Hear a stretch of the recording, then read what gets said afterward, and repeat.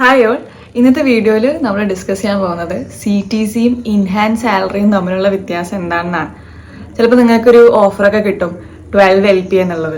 So ആദ്യമേ നിങ്ങളുടെ മൈൻഡിൽ വരുന്ന ഒരു calculation 12 lakhs divided by 12 months, ഒരു മാസം എനിക്ക് 1 ലക്ഷം രൂപ കിട്ടുമെന്നാണ്.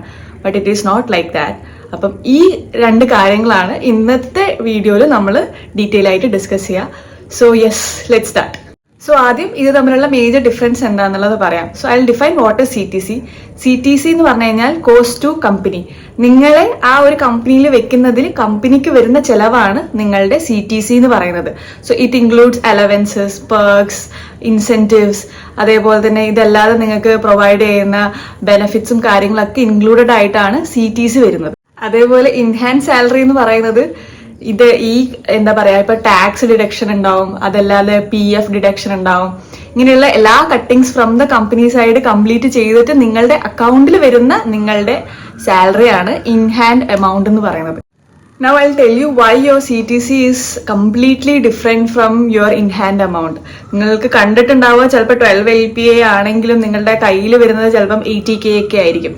മീനിങ് മന്ത്ലി 1 lakh അല്ല, 80K അല്ലെങ്കിൽ 90K ഒക്കെ ആയിരിക്കും നിങ്ങളുടെ ടേക്ക് അവേ മണി ഉണ്ടാവുക. സോ ഇതിൽ എന്തൊക്കെ കാര്യങ്ങളാണ് റീസൺ എന്നുള്ളത് എക്സ്പ്ലെയിൻ ചെയ്യാം. ഒന്നാമത്തത് ടാക്സ് ഡിഡക്ഷൻ ഉണ്ടാവും. നിങ്ങളുടെ ഇൻകം എന്ന് ഒരു ചെറിയൊരു എമൗണ്ട് നിങ്ങൾ ഇൻകം ടാക്സ് ആയിട്ട് ഗവൺമെന്റിന്റെ സൈഡിലേക്ക് പോകുന്നുണ്ടാവും. സോ ഈ ഒരു എമൗണ്ട് നിങ്ങളുടെ ടോട്ടൽ പാക്കേജിൽ നിന്ന് റെഡ്യൂസ് ചെയ്തിട്ടായിരിക്കും നിങ്ങളുടെ സാലറി ഇൻ ഹാൻഡിലേക്ക് വരുന്നുണ്ടാവുക. നമ്പർ 1. സോ ഈ കാണുന്നതാണ് ഇപ്പൊ നമ്മളുടെ ഫിനാൻഷ്യൽ ഇയർ ആയിട്ടുള്ള 2024-25 ഇൻകം ടാക്സ് സ്ലാബ് എന്ന് പറയുന്നത്. നെക്സ്റ്റ്, പ്രൊവിഡന്റ് ഫണ്ട് അല്ലെങ്കിൽ PF. എല്ലാ മന്തിലും നിങ്ങളുടെ സാലറിയിൽ നിന്ന് ഒരു ചെറിയ എമൗണ്ട് നിങ്ങളുടെ റിട്ടയർമെന്റ് പ്ലാനിലേക്ക് നിങ്ങളും നിങ്ങളുടെ കമ്പനിയും കോൺട്രിബ്യൂട്ട് ചെയ്യുന്നുണ്ടാവും. ആ ഒരു എമൗണ്ടും ഡിഡക്ട് ചെയ്തിട്ടായിരിക്കും നിങ്ങളുടെ ഇൻ ഹാൻഡ് എമൗണ്ട് വരുന്നുണ്ടാവുക.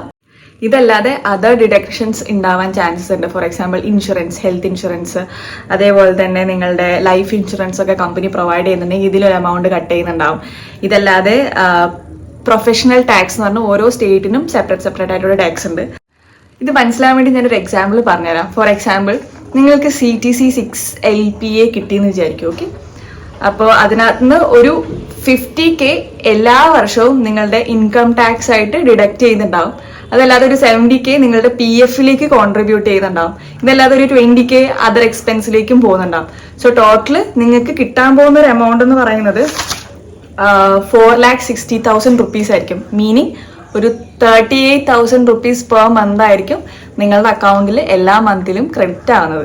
സോ ഇനി മുതൽ നിങ്ങൾ ഇന്റർവ്യൂസ് ഒക്കെ അറ്റൻഡ് ചെയ്യുമ്പോഴത്തേക്കും ശ്രദ്ധിക്കേണ്ട ഒരു കാര്യം, നിങ്ങളോട് CTC ആണോ അതോ ഇൻ ഹാൻഡ് ആണോ ആ എമൗണ്ട് എന്നുള്ളത് ക്ലിയർ ചെയ്യണം.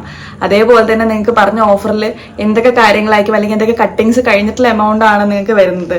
അതെല്ലാം നിങ്ങൾക്ക് ഇനി സാലറി നെഗോസിയേഷൻ ചെയ്യുമ്പോഴത്തേക്കും നിങ്ങളുടെ എക്സ്പെക്ടേഷൻ പറയുമ്പോഴത്തേക്കും ഞാനൊരു 7 LPA ഇൻ ഹാൻഡ് ആണ് എക്സ്പെക്ട് ചെയ്യുന്നതെന്നും കൂടെ നിങ്ങൾ മെൻഷൻ ചെയ്യാൻ വേണ്ടി മറന്നു പോകരുത്. So I hope the video is helpful. ഇനിയും ഇങ്ങനെയുള്ള ടോപ്പിക്കുകൾ ഷെയർ ചെയ്യാം.